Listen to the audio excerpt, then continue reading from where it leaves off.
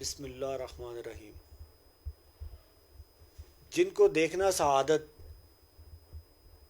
اور جن سے بات کرنا سعادت، اور ہماری خوش نصیبی اور میری ٹیم کی خوش نصیبی کہ آج ہمارے ساتھ موجود ہیں پیر طریقت رہبر شریعت درگاہ چورا شریف کے شہزادہ نشیں جناب پیر اسد اللہ شاہ غالب. ہماری سعادت پیر صاحب، آپ کا بہت بہت شکریہ، آپ نے ہمیں اور ہماری ٹیم کو ٹائم دیا. اب ہم آپ سے بات کریں گے کچھ روحانی پہلوؤں پہ اور کچھ ملکی صورتحال پہ. جی پیر صاحب، سب سے پہلے تو ہمیں یہ بتائیے گا، جو عالم جو ہے یہ اس وبا میں مبتلا ہے کرونا کی، اب روحانی پہلو کے حساب سے کرونا وبا کے بارے میں آپ کیا کہنا چاہیں گے؟ بسم اللہ الرحمن الرحیم. سب سے پہلے میں آپ لوگوں کا شکریہ ادا کرتا ہوں کہ آپ میرے پاس تشریف لائیں، اور دوسرا جو آپ نے تعارف کہا کہ یہ آپ کی ذرا نوازی ہے، آپ کی محبت ہے. میں اس قابل نہیں ہوں کہ میں اپنے آپ کو اس قابل سمجھوں. میں بس خادم ہوں، آقا کی امت کا ایک گناہ گار سا انسان ہوں. اللہ پاک مجھے اور آپ سب کو ہدایت نصیب فرمائے. جو آپ نے کرونا کے حوالے سے بات کی، اس کے روحانی پہلوؤں کے حساب سے دیکھیں، اللہ تبارک تعالیٰ جو ہے نا، وہ اس نظام کا خالق بھی ہے اور وہ ہی اس نظام کو چلا رہا ہے. اور اللہ تعالیٰ کے صفات میں سے ایک صفت ہے عادل، عدل کرنا، عدل کرنے والا. تو عدل کیا ہوتا ہے؟ عدل کا مطلب ہے کہ ہر چیز کو اپنے اپنے ٹھکانے پر رکھنا، ہر چیز کو جو ٹھکانہ ہے، جو اس کی جگہ ہے، اس کے اوپر رکھنا، یہ عدل ہے. جب کوئی چیز اپنے ٹھکانے سے ہٹ جاتی ہے تو اس کو ظلم کہتے ہیں. ٹھیک ہے نا؟ تو الاشیاء یعرفون بازدادہا، چیزیں اپنے ضد سے پہچانی جاتی ہیں. تو ظلم کے مقابلے میں عدل ہے. اب جیسے جوتا ہم پیر میں پہنتے ہیں، یہ اس کی جگہ ہے، جوتے کی جگہ پیر ہے. جب ہم اس جوتے کو سر پہ رکھ لیں گے، یہ اس کا ٹھکانہ نہیں ہے، یہ اس کی جگہ نہیں، یہ ہے ظلم. ٹھیک ہے؟ اب آئیں کرونا کی طرف. تو اللہ تبارک تعالیٰ ہے نا، وہ عدل ہے، وہ کائنات کے نظام کو اعتدال میں رکھتا ہے. اب بھٹی صاحب، جو میری اپنا جو سینس ہے وہ یہ کہہ رہی ہے کہ گزشتہ اگر آپ کچھ پچھلا 3-4 سال عرصے چلے جائیں تو اس معاشرے میں، پوری دنیا میں اور بالخصوص پاکستان میں بے حیائی کا بہت زیادہ اضافہ ہوا ہے. بے حیائی، فحاشی اور بد کرداری اس حد تک عام ہوئی ہے کہ لوگ اب اس کو گناہ نہیں سمجھ رہے، بلکہ فخر سے نوجوان لوگ ایک دوسرے کو اپنے بدعمالیوں کو بتا رہے ہوتے ہیں. تو اس سے جو اللہ تعالیٰ کا نظام عدل ہے نا، وہ تھوڑا سا متاثر ہوا ہے، اور گناہ کا ریشو بہت زیادہ بڑھ گیا.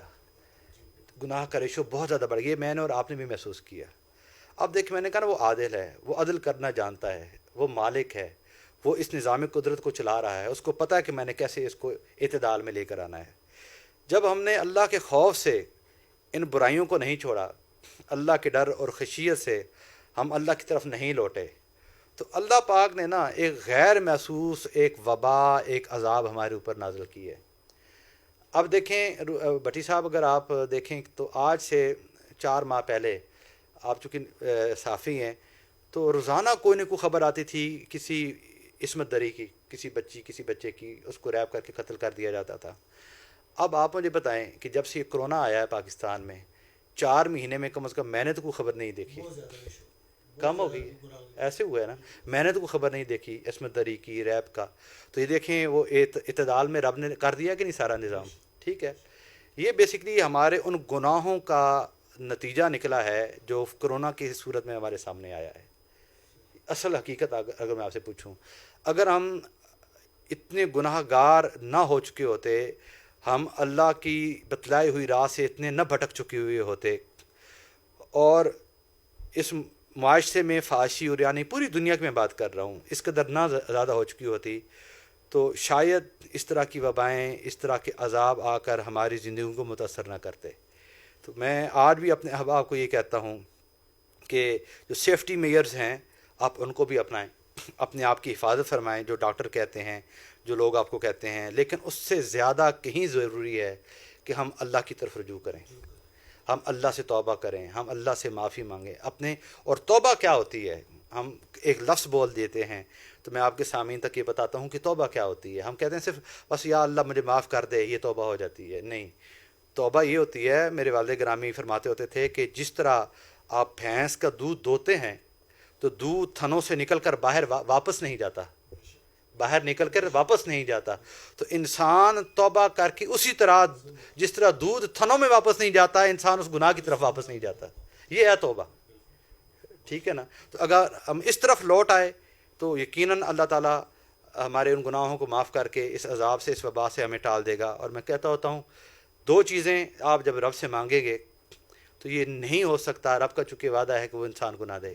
ایک، جب آپ اللہ سے ہدایت مانگیں گے تو اللہ پاک ہدایت ضرور دیتا ہے. ایک، جب آپ اللہ سے معافی مانگتے تو اللہ پاک انسان کو معاف ضرور کر دیتا ہے. اس میں نہ کی گنجائش رب نے رکھی نہیں ہوئی ہے. اللہ کرے ہمیں وہ شعور، وہ توفیق مل جائے کہ ہم رب سے ہدایت بھی مانگیں اور رب سے معافی مانگیں، اور وہ قبول کر دے گا انشاءاللہ.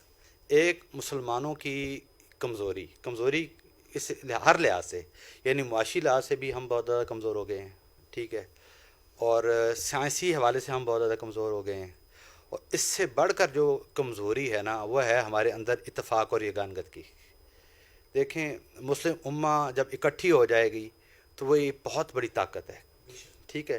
ہمارا اندر کا افتراق، ہمارا اندر کا انتشار، ہمارے اندر کی جو بے اتفاقی ہے، دراصل اس نے دشمن کو مضبوط کیا ہوا ہے. جس دن مسلم امہ علم کی طرف آ گئی، اور یاد رکھیں میرے اللہ کے حبیب نے فرمایا ہے علم مومن کا ہتھیار ہے. ہم علم کی طرف واپس آ گئے، جستجو کی طرف واپس آ گئے، تو یہ علم اور جستجو ہمیں ترقی کے منازل کی طرف لے کر جائے گی، اور ہمارے اندر اتفاق اور یگانگت پیدا ہو جائے. تیسری جو سب سے اہم بات ہے، اصل میں نے عربی کا ایک مقولہ پڑھا تھا کہیں پر، کہ انسان جب کوے کو اپنا رہنما بنا لے تو وہ کوا اس کو گندگی کے ڈھیر پر لے کر جائے گا، چونکہ کوے کی جگہ وہ ہے نا. ٹھیک ہے نا؟ وہ گندگی ہے، تو جب آپ کوے کو رہنما بنائیں گے تو وہ آپ کو گندگی کے ڈھیر پر لے کر جائے گا. امت مسلمہ کی ایک بہت بڑی بد نصیبی کہہ لیں کہ آج پوری امت مسلمہ میں آپ کو ایک لیڈر بھی نظر نہیں آئے گا. ہم سمجھتے ہیں کہ جو ہماری معاشی ترقی ہمیں کروا دے وہ لیڈر ہے. وہ بھی ضروری ہے، معاشی ترقی بھی اس کے لیے ضروری ہے، لیکن میں سمجھتا ہوں اصل لیڈر وہ ہے جو ہمیں اللہ اور اللہ کے رسول کی طرف رجوع کروا دے. ہمارا تعلق، پوری امت مسلمہ کا تعلق اللہ اور اللہ کے رسول کی طرف کروا دے. جس دن ایسا بندہ مل گیا، سمجھے کہ وہ ہمارا لیڈر ہے. اور ہم کیا کرتے ہیں؟ ہم کووں کو اپنا لیڈر بنا لیتے ہیں جو ہمیں گندگی کے ڈھیر پر لے جاتی ہے، اور پھر جب وہ چلا جاتا ہے تو ہم کہتے ہیں ہم سے غلطی ہو گئی ہے. یہ غلطیاں کیوں ہوتی ہیں ہم سے؟ ہم اچھے رہنماؤں کا انتخاب کیوں نہیں کرتے؟ کیوں ہم نہ نماز پڑھتے ہیں، نہ قرآن پاک پڑھتے ہیں، نہ حدیث کا علم رکھتے ہیں، نہ اس طرف رجوع کرتے ہیں؟ جب آپ اللہ کی طرف رجوع کرنا چھوڑ دیں گے، اللہ کے دین میں دلچسپی لینا چھوڑ دیں گے، تو آپ کے اندر فہم و فراست کی کمی آ جائے گی. یاد رکھیں، جو فہم و فراست ہے نا، یہ مومن کا سب سے بڑا ہتھیار ہوتا ہے، اور یہ علم کے ذریعے آتا ہے. علم کس چیز کا؟ قرآن و حدیث کا. جب آپ قرآن کی طرف رجوع کریں گے، اللہ کے نبی کی حدیث پڑھنا شروع کر دیں گے، تو یہ علم مومن کے اندر تدبر، فہم اور فراست پیدا کر دیتا ہے. پھر آپ کے اندر غلطیوں کی گنجائش رہتی ہے، لیکن کم از کم آپ اجتماعی غلطیوں سے بچ جاتے ہیں. تو یہ چیزیں ہمارے سامنے آ گئی تو ہماری یہ کمزوری ختم ہو جائیں گی انشاءاللہ. جی ناظرین، آپ نے دیکھا کہ بڑا روحانی سلسلہ جاری ہے. پیر صاحب سے ہم بڑی دلچسپ اور پر نور باتیں سیکھنے کو مل رہی ہیں ہمیں. اچھا پیر صاحب، مجھے یہ بتائیں، جو آج کل ملکی حالات ہیں، جو ملک میں انارکی پھیلی ہوئی ہے، اس کے اوپر کوئی آپ کی نظر ثانی؟ یار میں اس انارکی کے بارے میں کیا بتاؤں، یہ تو ہونا تھا. اب یہ سوال اتنا آپ نے ایسا کہ اگر میں اس کا سچا جواب دوں گا، آپ نشر کر دیں گے تو وہ میرے لیے بھی مسئلہ بن جائے گا، آپ کے لیے بھی مسئلہ بن جائے گا. ٹھیک ہے کہ نہیں؟ تو اس 72 سال میں اس ملک کے اندر اقتدار کس کے پاس ہے؟ اس میں 72 سال میں اس ملک میں اقتدار کن لوگوں کے پاس ہے؟ اور وہ باری باری نمبر لگا کر لوگوں کو دیتے ہیں، لیکن اقتدار انہی کے پاس ہے. تو جو 72 سال سے جو قوت اس ملک میں صاحب اقتدار ہے، بس وہی اس انارکی کی ذمہ دار بھی ہے. بس اختصار کے ساتھ جواب ہے، عقل والے سمجھ جائیں گے. جی، ہمارے ساتھ موجود تھے جناب پیر اسد اللہ شاہ غالب. ان کی مہربانی، انہوں نے ہمیں اپنا قیمتی ٹائم میں سے کچھ ٹائم عنایت فرمایا، اور یقین کریں دل اور روح بالکل سکون میں ہے. اور دل کرا کہ آپ کی محفل کو نہ چھوڑیں, آپ سے باتیں کرتے جائیں, لیکن ٹائم کی شارٹیج کی وجہ سے ہمیں یہ انٹرویو یہاں پہ اختتام کرنا پڑ رہا ہے. اور پیر صاحب آپ کا بہت شکریہ, اور آپ کا ہمارے لیے کوئی پیغام؟ بس میں آپ کے لیے یہ پیغام دوں گا کہ رجوع الی اللہ, رجوع الی الرسول, رجوع الی القرآن. اللہ کی طرف لوٹ آئیں, اللہ کے حبیب کی طرف لوٹ آئیں, اور اللہ کی دی ہوئی کتاب کی طرف لوٹ آئیں. یہی ہماری دنیا اور آخرت کی کامیابی کی کنجی ہے.